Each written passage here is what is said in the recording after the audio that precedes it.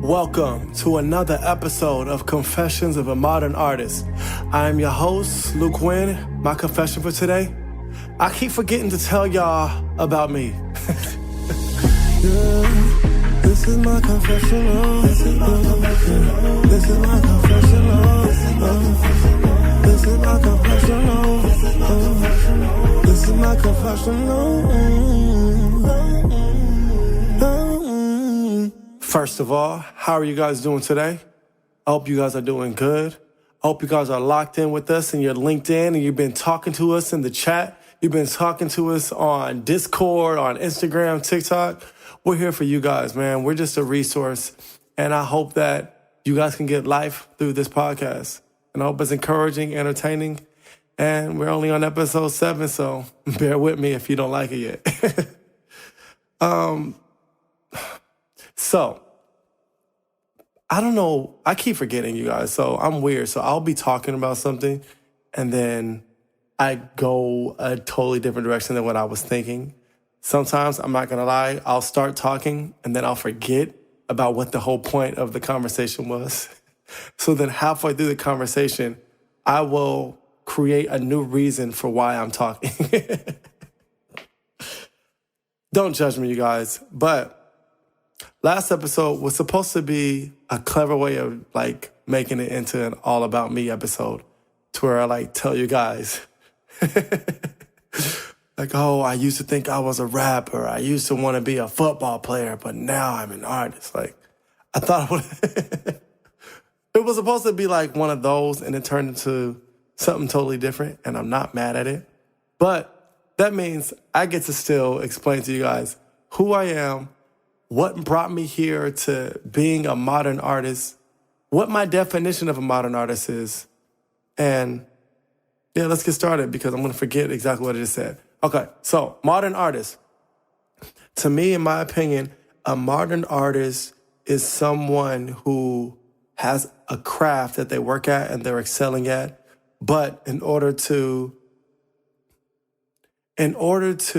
do that at its highest level, you have to understand other facets and other crafts that surround it. For example, this is a podcast, right? This is a podcast that, in my opinion, a modern artist should be able to film. They should know something about editing. They should know about, a little bit about marketing. You should know about, storylining and just storyboarding. Like, there's just a lot that goes into this that if you wanted to do it at a very, high level, you should have an understanding of, right? So, that being said, as that pertains to me, in the very first episode, I explained, who I am, rapper, producer, all this stuff. But let's start from the beginning. Okay, so I grew up in church. My dad, my aunties, they had music, they had albums and stuff like that. My first instrument was drums. When I was a little boy, I would beat on whatever I could find, pots and pans. I'd have spoons. I was very creative and ingenuity, if that's how you use it. I would use ingenuity in making drum sets at an apartment when I was 2 years old. So from that, my dad, he sees that in me, so he cultivates it, gives me drumsticks. I remember when I got my first snare, it was on Christmas. Okay, so when I got my first snare, I think I had to have been 7 years old. I definitely was more than 6. So yeah, I was about 7 years old when I got my first snare. And I used to carry it in a box. It came in a box. I remember opening up the box. I was like, what is this? And just that feeling, it was like a little pan snare. In the 90s, the pan snare was hot for a minute, And every time I went to church, my dad was a pastor in Sacramento. Every time I went to church, I would have that snare with me, just waiting to get on. Sometimes the drummers would let me get on before church, put the snare on. And then once church started, I'd have the privilege of watching them play on my snare from the front row. Y'all know how crazy that is? Yeah, I'm going to have to get into some of the things that happened to me in Sacramento, but yes, I was I was a legend, I carried around a snare that everybody got to use. So yes, drums was my first instrument. I would eventually become amazing at it. I would eventually, but before becoming amazing at it, I definitely was kicked off a couple thousand times, right? Anyways, so eventually I get amazing at it, and I'm like, pause that. Before I got amazing, let's go back to 8. Now I'm 8 years old, still loving the drums, but I remember my dad asked me what I want to be when I grew up. And I told him, I said, Dad, I want to be a lawyer and a music producer. One of those things happened, little Luke. Let's just say we ain't rich yet. So, yes, she became a producer. I don't know why I wanted to become a music producer. I don't know what my reference point was at that time. I think it was homeschooled or I was going to a Christian school. There was no reference point, but I just knew that I wanted to make music. So now go fast forward to like 14, 15, 16. My brother, he gets a motif, and in the early 2000s, you needed a motif. Everybody had a motif by Yamaha. His was a MO6 or something like that. I think that's exactly what it was. Okay, and so then he started making beats, and I remember when I made my first beat, my dad, he had this album, and there was one song that was on his album that I did not like. I was like, I do not like this beat. And I said, you know what? I'm going to make a beat for him. The craziest thing is I had never produced a beat before.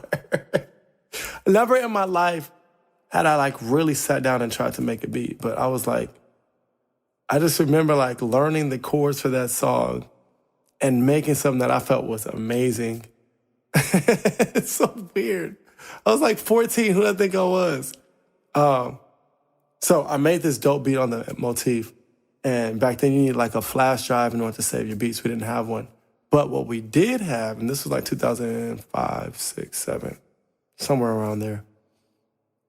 What we did have was a cassette tape that we can record the beat. So we could just record into a stereo track onto a cassette tape. So I remember I made this beat that was like incredible. And I recorded it onto the cassette. And I played it back a million times. Like I was so excited to show him. It broke before he got home. The tape broke. If you guys are modern artists, you guys do not have to worry about that. Y'all just need to have backup drive. But for me, nah. So that was like my first beat that I ever made. And then from then on, like me and my brother, we started to get more into GarageBand. So now, like at this point, I'm producing beats. Oh, my dad, he then gets a Phantom as well, Phantom X8. Beautiful.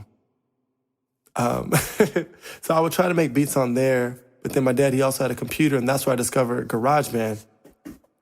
And on GarageBand, they had like a whole bunch of samples. I remember like, I was like 15, 16.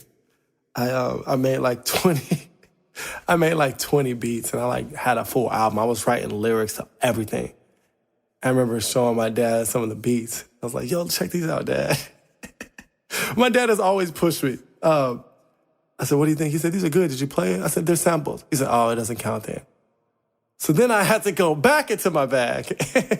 That's when I started making more music on the Phantom, because I'm like, okay, cool. Well, I can't use samples because that ain't really producing. So now I get a chord book. I start learning chord progressions, keys, and now I start making beats on the Phantom, recording it, learning how to mix it. Eventually I get to the point where like, because I was always just trying to produce and write. So I get to the point where like I make a bunch of beats, and out of like 50 beats that I made when I was about 16 years old, I probably had like 10 tracks that I just knew was going to be an album. I knew that it was going to be the one. So I write all these lyrics down, and I was going to have my sister Farah, who sings incredibly. I was going to have her be on it. And she was like, she agreed to it. We had a very makeshift studio. Basically, we had a Mac Pro, and we had a camera, like one of those old camcorders. The idea was you sing in an SM58. Let me show you what it is. Okay. So we would sing it in one of these. It was connected to a camcorder. And then we would go take that camcorder and extract everything into Final Cut. Then from Final Cut, we would extract the audio, then bring that to GarageBand. And that is how we had the first time we had decided to start putting vocals on our music. So my brother did that a few times, and I was like, okay, this is dope. So we got it. We ready to go. This is 2010.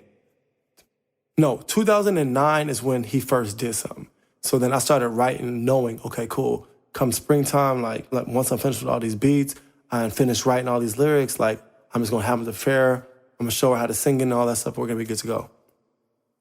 So session day came, Dad's gone, so his room was available for us to record our music in. And also songs, I had already uploaded all the music from the Phantom to the computer. So everything was mixed and ready to go. I just needed her beautiful vocals. And she agrees to do it. I go upstairs. 5 minutes later, she's not there. I go back downstairs. Y'all, this girl was getting her hair braided. If you don't know what this process is like, there were singles. It probably takes a good 8 hours of work to do braids if you're not a professional. And I think it was my sister or my mom doing them. So it was gonna take some time. So I was like, yo, this is the only opportunity we have. So I said, you know what? I'm just gonna sing. And that's how I became an artist. I decided to put vocals on the track. I actually have that original album available on Patreon. You guys can definitely check it out if you guys want to. It's dope. It's what you would expect a Christian 17-year-old, 16-year-old to write, for sure. Because at the time, I'm sorry, hold on.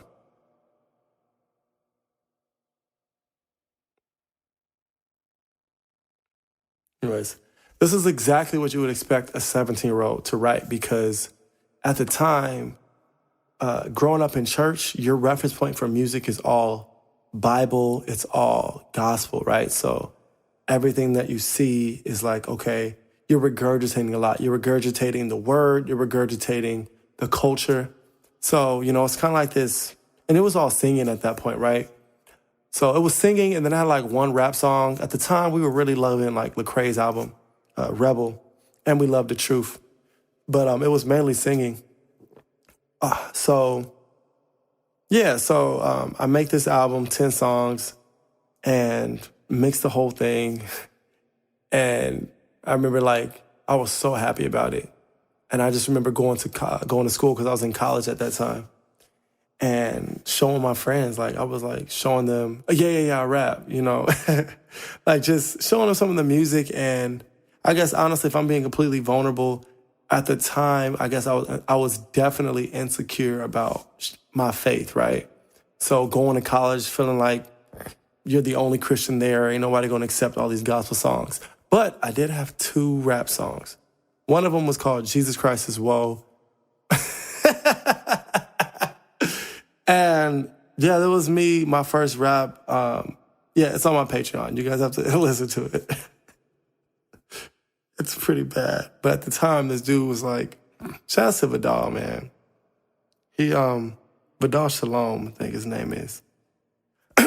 He actually put us on to Bryce Harper. We knew Bryce would be great back then, which is crazy. So honestly, I think he saw greatness in me too, so I'm up next. But I remember I showed him the song. He said, man, you should really rap more. This sounds pretty good. And that kind of sparked something. Because I didn't even think about, I was mildly being an artist, but my whole life I was on the drums, And I just knew that I wanted to write and produce. Once he said that, that's when honestly, I ended up writing that summer. Before we get to that summer, in between semester break and June, my family, we were kind of going through a lot at that time. And I remember just playing my music on a CD in the car and how that felt. Man, that was the most incredible experience to have something that you thought in your head.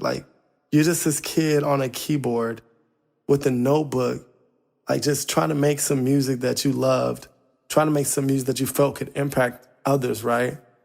And then just being on a car on a road trip, like after J Moss is done, after they're done playing Kurt Carr, I'm like, yo, put this in. And it's funny because my dad actually later admitted that that album that I had, like, it got our family through that time. Like, it was just giving us this sense of hope. It's so cool, man. I was 17, a little kid. Wow. Man, so yeah, and from that point, like even then, like a couple years prior to that, when my dad was working on his album, he let me be with him in like the mixing process and the mastering process. So then I had a reference point so that at that time, once I was ready to record for Fair or whatever, I knew how to mix, I knew how to do the levels. I had a good ear, so I knew what sounded, I knew what sounded complimentary, like almost close as I can get to like mainstream. So yeah, after that summer, I remember like it was like a 5-day stretch where I was making one song every day. Like I was making the beat, I was mixing it, I was singing on it. And like one of my best beats, songs that people love is called Stand. It's on my first album, For Christ. I did that summer, you know, like that was 6 months into my career. Crazy, man. Life is definitely beautiful, and it's definitely dope to be able to. It's such a blessing, man, to just be able to create. Like I do not take this for granted at all. Anyways, fast forward some years, so I get more into Christian rap. I get more into. So then after I did Stan, I probably took the next couple years literally just rapping, right? And then 2013 comes. And I just wanted to make a love album. My brother was about to get married. So I was like, you know, let me like start singing. So then I started taking vocal warm-ups, vocal classes by some dude who didn't think I had any talent, but he did like the way I looked. Sorry, you guys. But yes, that's a long story. Not even a long story. But dude he dismissed me. But there was a few people at that point who dismissed my vocals. Like, because I was trying to get good at it, and it's like so many cool things. Like Farrah, for example, she had been singing praise and worship. She was leading worship in church from like the age of 5, right? So then by the age of, I think she was probably like 13 when I asked her to do the album, she had 8 years of experience, you know, and she only continued to put reps in. So me really start singing at like, in 2013, I was just about to be 20. I think I was 20. No, I was 19 going into 20. I just turned 20 the following year. Yeah, like I was sitting at the piano, like, la, ga, la, ga, la, ga, la, ga, la. My siblings would roast me because I was committed. I would eat apples. I would wear scarves. I would drink tea. I had like, working on my range, doing all this stuff, and not sounding good at all. Barely able to hit notes. But it was cool because I was in college and I took a sight singing class. So I started to understand harmonies a lot more. Started to understand just melodies. I took jazz piano classes in college during that time. So I understood how to like follow a melody with chords and how you can manipulate chords to change the melody and the way the chord progression sounds. I was just learning so much at that point. So now I'm in college and now I only took these jazz piano classes to be a better producer. So I cannot play anything. And there's a keyboard right here. That's what I'm looking down at. But yeah, so at that point I'm like, slightly get more singing. I put an EP out. It was okay. I mean, I just wanted no auto-tune. I was trying to push the envelope of who I was as an artist. So, and then a couple years later, like, all while this is happening, my degree is in music industry and English. So during that time, I'm taking, you know, screenwriting classes. I'm taking poetry classes. I'm taking memoir writing classes. Like just learning how to be creative in so many different aspects of my gifting. It was really cool. So then fast forward a few years later, you know, not even fast forwarding. How I got from there to now, it literally was just repetitions. It was, right now I'm doing videography. It was me having the willingness to start a brand with my wife, having the willingness to start a podcast before, having the willingness to make a video somehow, like trying to figure out how I can do things, because obviously when you're in college, you don't have access to like $1,000 for a music video. So it's, how can I understand how to work a camera so I can make a cool video that gets people hyped about a song, So much of it is experience. And honestly, I'm 31 years old right now. So at this point, I've had at least between 15 to 31, that's like 16 years of experience of music production, writing, and so much of this is who I am now, that this is how I've become a modern artist.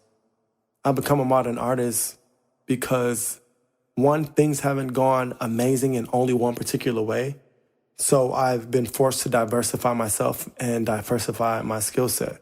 So learning drums and then jazz piano and how to produce, how to use samples, how to write, how to sing, how to rap, how to do videos, how to mix, how to master, how to do podcasting.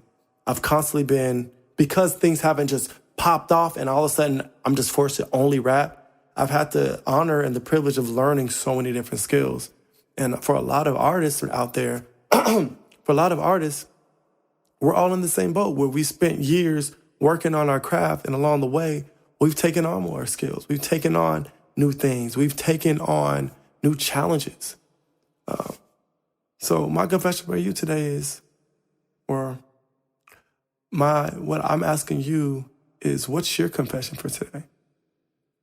Who are you? How did you get to where you are as an artist? How did you develop in your craft? How did you fall in love with your craft? And are you constantly growing and diversifying yourself, or do you only want to focus on just the one thing? I would definitely encourage you to take steps towards learning other pieces and other things that go along with your craft, because it'll only enhance you. And I would love to have this conversation with you. We have a Discord. You can DM us. You can chat with us. I'm excited and looking forward to seeing what everybody out there, who you guys really are and how you got there. Share your story with us, and we can be on this journey together. Till next time.